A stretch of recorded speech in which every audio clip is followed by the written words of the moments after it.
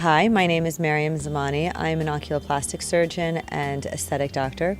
I work at the Cadogan Clinic on Sloane Street, doing both surgical and non-surgical facial rejuvenation.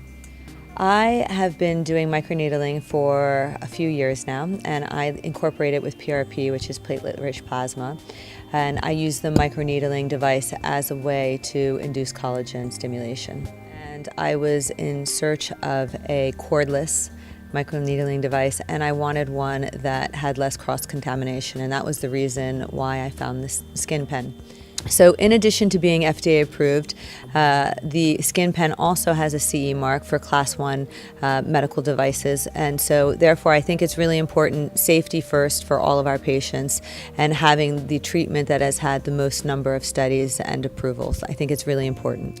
So I really like the SkinPen, and the reason is I haven't had not even one incidence with whether I was doing it or somebody else was doing it, with any scratching. So previously, potentially not in my own hands, I did not have that, but I did see in other people, such as the therapist hands who work at the clinic, I would see sometimes some scratches, superficial scratches. I find with the SkinPen, you have more precise microneedling, and that comes from the fact that the needles are so precisely created.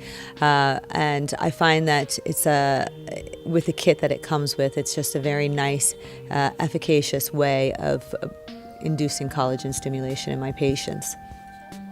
Well, I have to say I have had a lot of really great results treating the periorbital area. So this delicate skin is sort of a difficult area to treat in general, and sometimes with different microneedling pens, the actual head, the tip, it can be difficult and cumbersome to use. And I found that I had a lot of ease in treating this area with the SkinPen.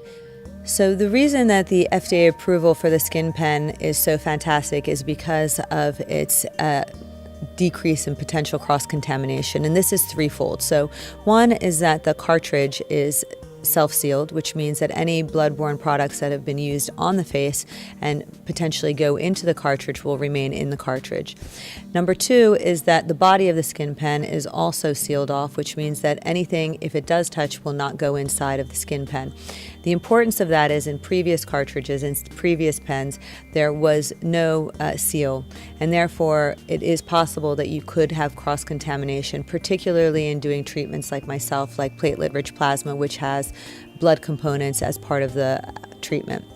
And finally, the third part of the cross-contamination importance is with the sheath that comes with the SkinPen.